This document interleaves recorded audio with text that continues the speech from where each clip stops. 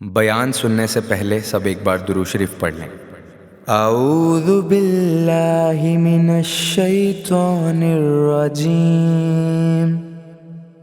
بسم اللہ الرحمن الرحیم۔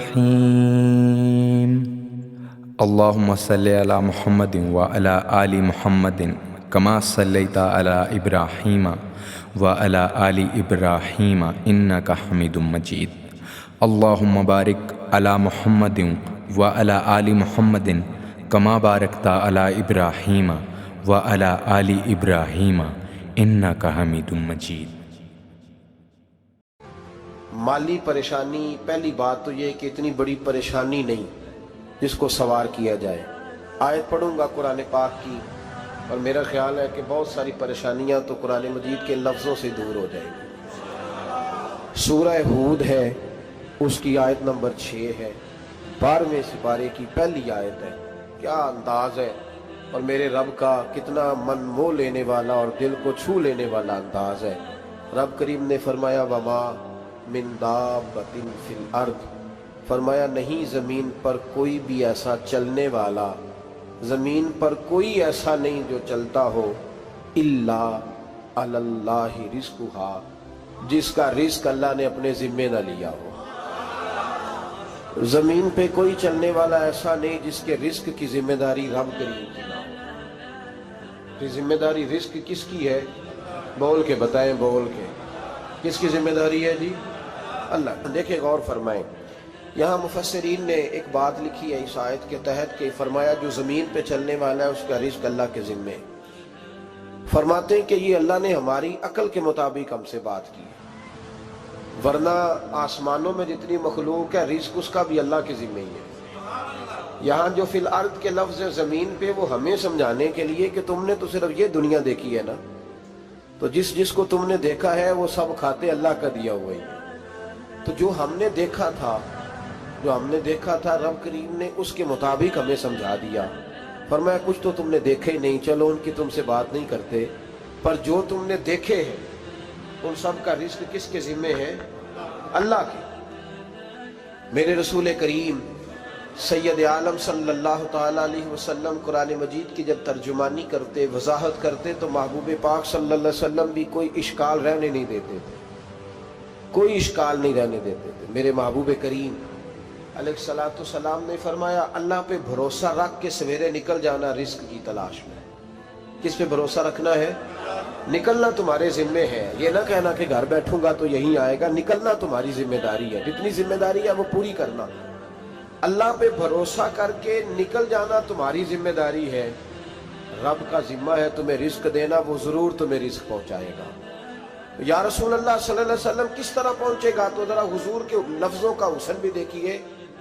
نبی پاک صلی اللہ علیہ وسلم نے فرمایا جس طرح موت تمہیں ڈھونڈ لیتی ہے نا کہ تم کہاں موجود ہو، جب وقت آتا ہے تو انسان پاکستان میں ہو تب بھی آ جاتا ہے، جدہ میں ہو تب بھی آ جاتا ہے، مکہ میں ہو یا مدینہ طیبہ میں وقت پھر بھی آ جاتا ہے۔ فرمایا جس طرح موت تم جہاں بھی ہو تم تک پہنچ جاتی ہے نا، اس طرح تمہارا رزق بھی تم جہاں موجود ہوتے ہو اللہ وہاں پہنچا دیتا ہے، پہنچا دیتا ہے۔ تو یا رسول اللہ صلی اللہ علیہ وسلم کس انداز میں؟ تو فرمایا نکل جانا تمہاری ذمہ داری ہے۔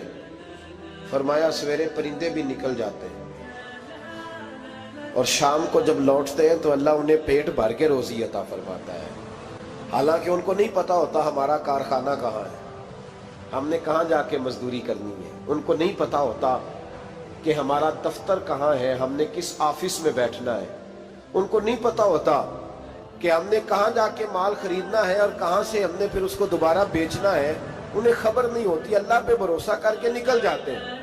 نکلنا تو تیرے ذمہ ہے کہ نہیں؟ فرمایا وہ تو ڈیوٹی کر، شام کو اللہ جو رب پرندوں کو روزی دیتا ہے وہ تجھے بھی عطا فرمائے گا۔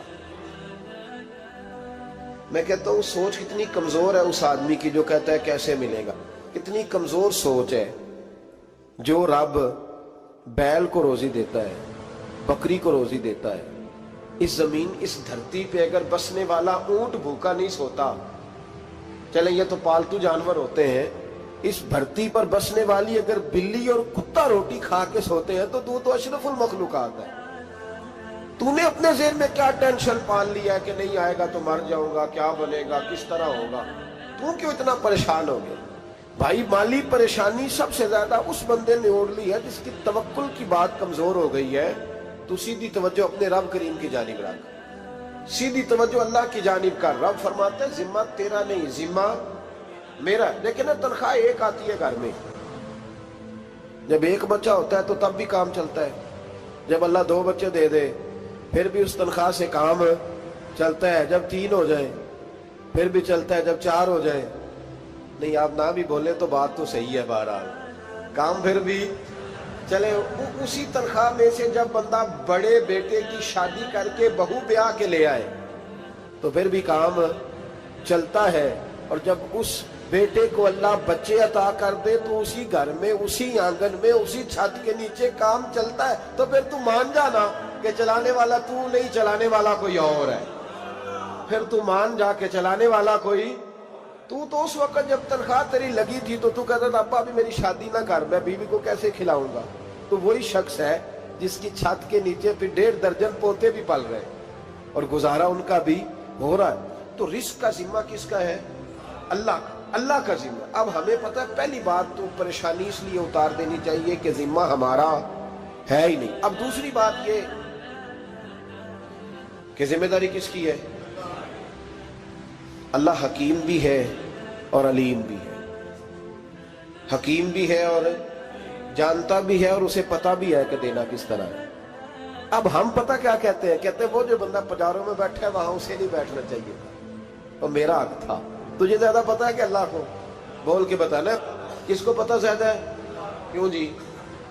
تو آپ اصل ٹینشن پتہ کب لگتی ہے؟ جب بندے کہتے ہیں نہیں وہ پجاروں میری تھی, میرا حق تھا. وہ جب گزرتی ہے نا پاس سے مہران کے تو مہران والا ٹینشن بڑی لیتا ہے, حالانکہ اللہ کو زیادہ پتہ ہے کہ وہ حق.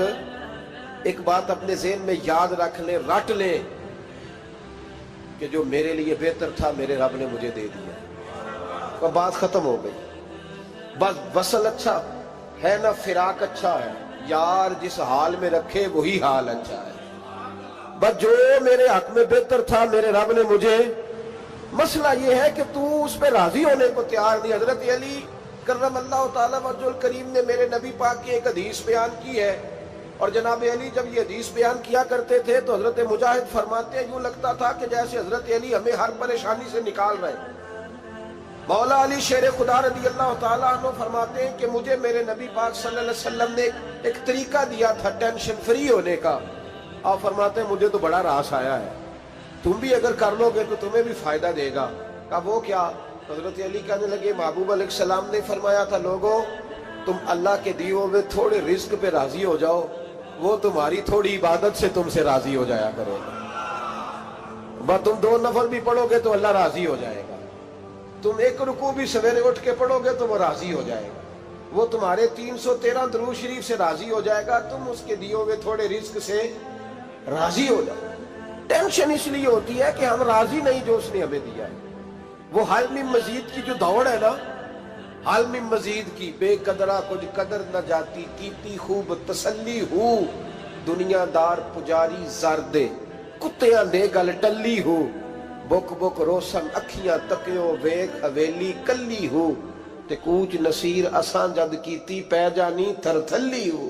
تو یاد رکھیں یہ جو ہے نا مصیبت کے مال آ کیوں نہیں رہا, وہ سامنے والا پلاٹ میرے گھر کے سامنے ہے گھر کے سامنے, پر رجسٹری میرے نام کیوں نہیں.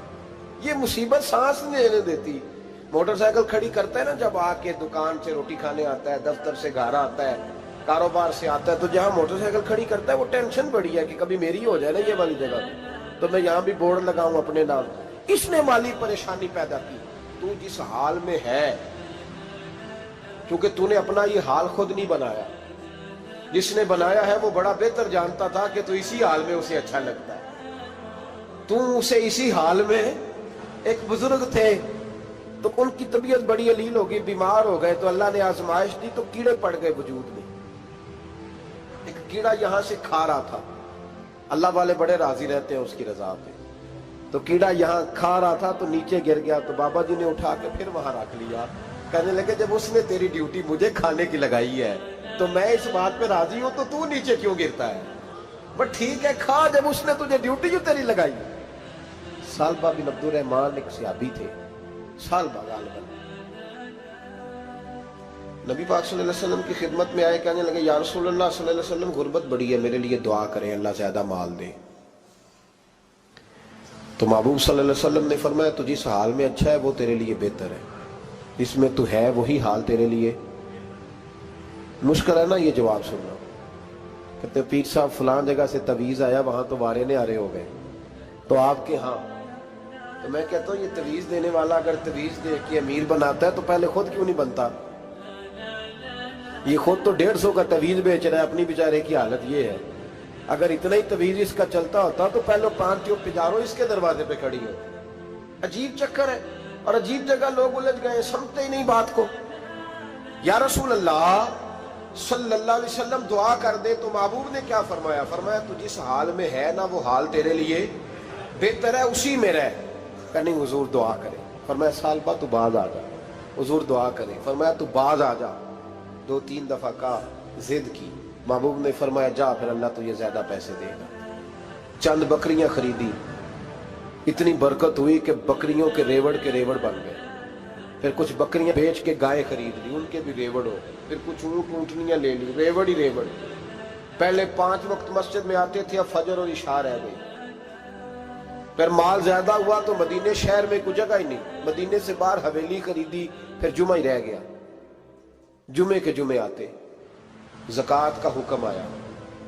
میرے نبی کریم علیہ السلام نے حضرت ابو ہریرہ کو بھیجا، فرمایا جا اسے کہہ تیری زکوٰۃ بنتی ہے 2.5%۔ 10 کروڑ روپیہ ہو تو کتنی زکوٰۃ بنتی؟ بھئی 1 کروڑ کی 2.5 لاکھ ہوئی نا، تو 10 کروڑ کی کتنی ہوئی؟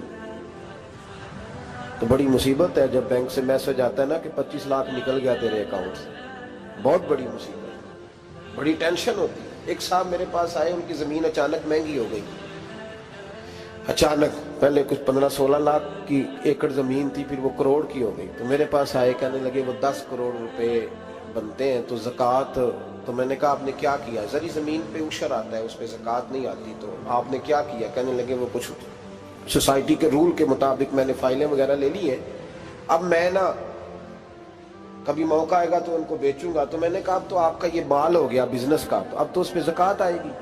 10 کروڑ پہ جب 25 لاکھ سنا تو کہنے لگے فوراً دینی پڑتی ہے کہ تھوڑی تھوڑی سے بھی کام چل جاتا ہے؟ تو میں ان کا چہرہ دیکھنے لگا، میں نے کہا نہیں وہ تو آپ کو پتہ ہے، ویسے حضرت عمر فرمایا کرتے تھے بانٹ کے نہ دو، کوشش کرو کسی ایک کو ہی دو، چلو کسی کا تو کچھ بن جائے، تو ایک کو ہی دینی چاہیے۔ کہنے لگے تو مطلب یہ ایسا ہی حکم ہے؟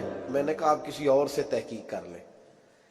اب یہ بھائی لیتے وقت نہیں تجھے ٹینشن ہوئی کہ 15 لاکھ کا کروڑ ہو گیا، تو اس وقت نہیں تو نے کہا کہ یا اللہ، تو یہ کیسی سوچ ہے مسلمان؟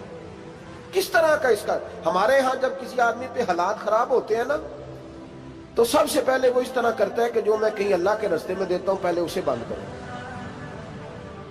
جس رستے تجھے آ رہا تھا پہلے تو نے وہ رستہ بلاک کیا۔ حضرت اسماء بنت ابی بکر صدیق کہتی ہیں میں حضور کو مسجد کے لیے، ادارے کے لیے، صحابہ صفا کے لیے کچھ دے رہی تھی، تو میں نے گننا شروع کیا تو حضور مسکرانے لگے۔ حضور مسکراتے کیوں ہیں؟ تو فرمانے لگی، محبوب فرمانے لگے اسماء اللہ کے رستے میں گن گن کے نہ دیا کر، ورنہ وہ بھی تجھے گن گن کے دے گا، تو اس کے رستے میں بے حساب دے، وہ بھی تجھے بے حساب ہی عطا فرمائے۔ لیکن پہلے یہ والا پہلے دروازہ بند کرو، یہاں سے پیسے ختم ہو رہے ہیں، تو اس طرح کرنا بھائی۔ اس دفعہ سوٹ ذرا گرمیوں والے نہ خرید، لیکن جو تو اللہ کے رستے میں دے رہا ہے اسے دیتا رہے۔ لیکن ہم اپنا نقصان کرتے ہیں، زیادتی کرتے ہیں اپنے ساتھ۔ میں نے آپ کو پہلے بھی بتایا تھا پیار کی بولی ہے، پھر بولتا ہوں۔ ایک بڑے بڑے پیار والے دوست ہیں، ایک دفعہ مجھے کہنے لگے کہ آپ کئی دفعہ اعلان کرتے ہیں تو مجھے اچھا نہیں لگتا، اور آپ ادارہ بھی بہت زیادہ بننے والا ہے، بڑی چیزیں میں دیکھتا ہوں جو ہوں تو بڑا نظام اچھا ہو جائے، آپ دعا کریں اللہ مجھے پیسے دے تو میں بڑے سارے خرچ کروں گا اس کے رستے میں۔ تو میں نے کہا یا اللہ اسے 10 کروڑ دے، یہ 9.5 کروڑ تیرے رستے میں دے دے گا۔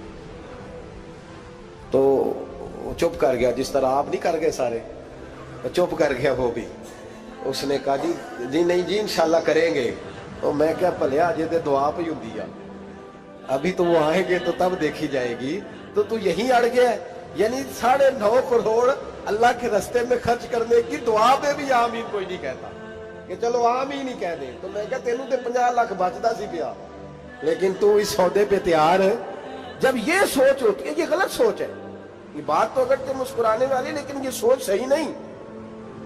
حضرت عثمان غنی رضی اللہ تعالیٰ عنہ کہتے ہیں, جس وقت نبی پاک صلی اللہ علیہ وسلم نے اعلان کیا نا جنگ کے موقع پر کہ 800 سپاہیوں کا خرچہ چاہیے, کہتے ہیں میرے پاس 600 کا تھا. یہاں ایک روایت میں حضور نے 1000 کا اعلان کیا تو میرے پاس 800 کا تھا. جب 2-3 دفعہ نبی پاک نے اعلان کیا تو کہتے ہیں میں نے کھڑے ہو کے کہا یا رسول اللہ پورا 800 میری طرف سے.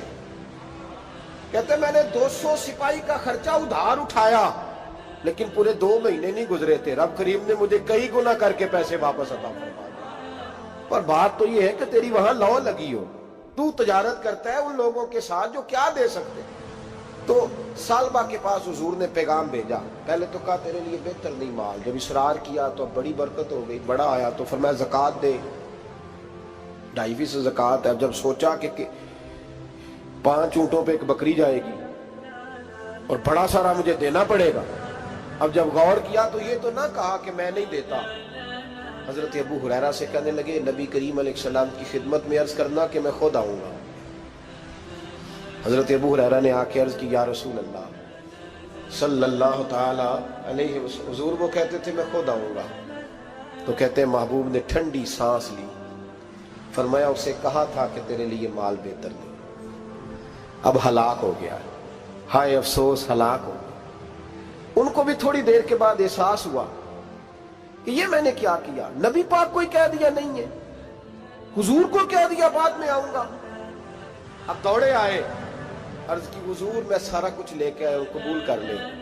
محبوب نے فرمایا گویا بلال حبشی کی خشک کھجور بھی قبول ہے, اور صہیب رومی ایک اٹی بان کی لائے تو وہ بھی قبول ہے, اور عمار بن یاسر اور مصعب بن عمیر اگر 2 دینار دے جائیں اور کوئی پرانا جوڑا کسی سپاہی کے لیے چھوڑ جائے تو وہ بھی قبول ہے, لیکن تو اپنا لاکھوں لے کے چلا جا, تیرا کوئی نہیں قبول. معاف کر دیں. فرمایا جا معاف کیا, پر پیسے لے کے نہ آنا. اگلے سال پھر آئے, بندے ہوئے ہاتھ ہیں. محبوبہ میں دولت کا کیا کروں گا, آگ لگانی ہے, قبول کر لیں. فرمایا تو لے جا, تیرا نہیں قبول. گرا جو ان کی نگاہ سے وہ سنبھل نہیں سکتا.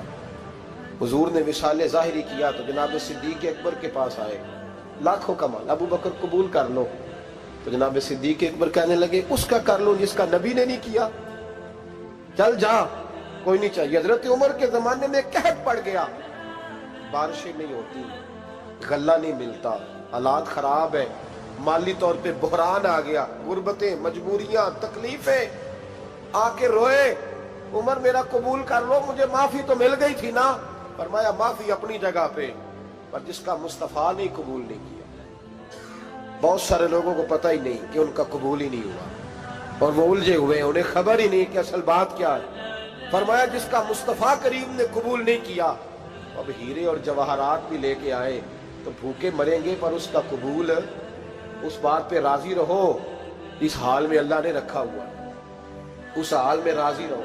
جو مصیبت ہے نا دیکھنی کہ وہ بھی میرے پاس, تمہیں کیا پتا, کبھی پوچھ تو صحیح اس سے وہ کس مصیبت کا شکار ہے. جو مالی طور پہ بڑا امیر ہے تو اس کی طرف دیکھ کے اپنا دل برا کرتا ہے. بس جس حال میں رب نے رکھا ہے اس حال میں رہ. حضرت عثمان غنی کے زمانے میں تو وہ وصال کر گئے, لیکن بھائی تو جس حال میں تیرا رب تجھے رکھتا ہے اس حال میں رہ, تیری مالی پریشانیاں ختم ہو جائیں. میں نے پہلے بھی شاید آپ کو ایک دفعہ کہا تھا, میں تعلیم سے فارغ ہوا تو میرے ایک استاد اور میرے کچھ دوست کہنے لگے افریقہ آ جائیں آپ, بھائی بہت بڑا ادارہ ہے, اس کو چلائیں, اس کو سنبھالیں. میری والدہ سے میں نے کہا, اس طبیعت ہوتی ہے نا انسان کی, میرا بھی دل لگ گیا. میری اماں پڑھی نہیں تھی, لیکن اللہ نے دانائی بڑی عطا فرمائی تھی, حکمت بڑی تھی, سیانی بڑی تھی. تو میں نے کہا اماں جی وہ مجھے ساؤتھ افریقہ کی دعوت ہو رہی ہے, تو آپ کیا کہتی ہیں؟ تو اٹھ کے میرے پاس آ گئی اور مجھے انہوں نے اپنے بازوؤں میں لے لیا, پھر میرا ماتھا چوما, کہنے لگی پتر میں تے وال بھی نہ پوٹ کے دیوا کسی نے, ہم نے دولت کا کیا کرنا, تو اللہ کا نام لے کے کہیں بیٹھ جا, رب کریم رون کے لگا دے گا, خیر ہو جائے. تو میرے بھائی یاد رکھیں ان چیزوں سے تھوڑا سا دیکھیں نا, قناعت کریں, جو اللہ نے دیا اس پہ راضی ہو جائے.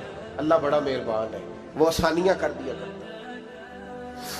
تو یاد رکھیں میرے رسول کریم علیہ السلام نے ایک تو ہمیں درس یہ دیا ہے کہ تو سمجھ جا، قرآن نے ہمیں بتایا ہے کہ روزی تیری ذمہ داری نہیں، روزی کس کی ذمہ داری ہے؟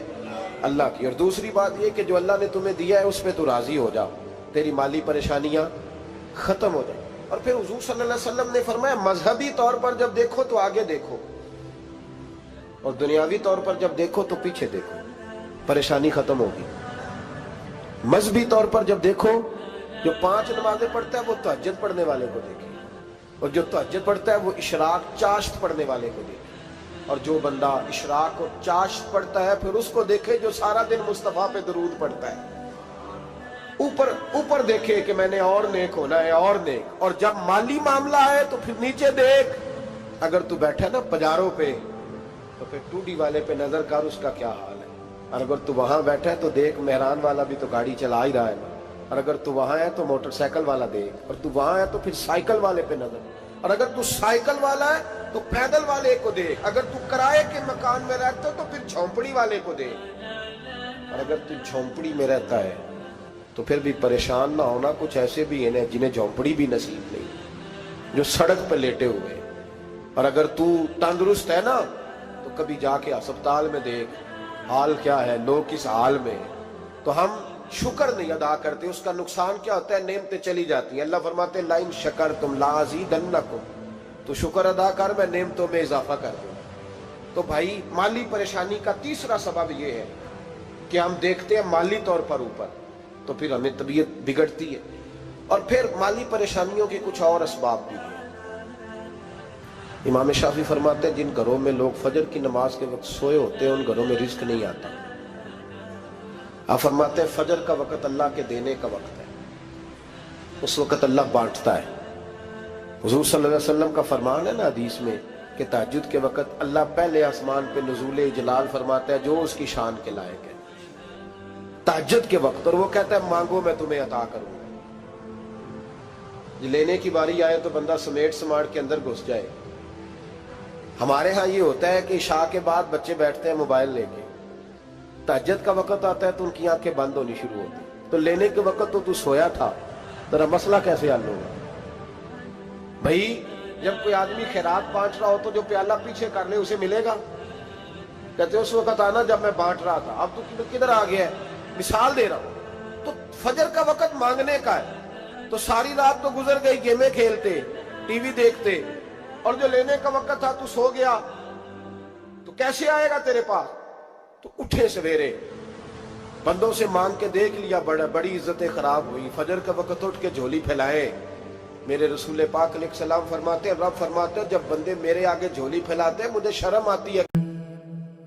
بسم اللہ الرحمن الرحیم، اللہم صلی علی محمد وعلی آل محمد کما صلیت علی ابراہیم وعلی آل ابراہیم انک حمید مجید، اللہم بارک علی محمد وعلی آل محمد کما بارکت علی ابراہیم وعلی آل ابراہیم انک حمید مجید۔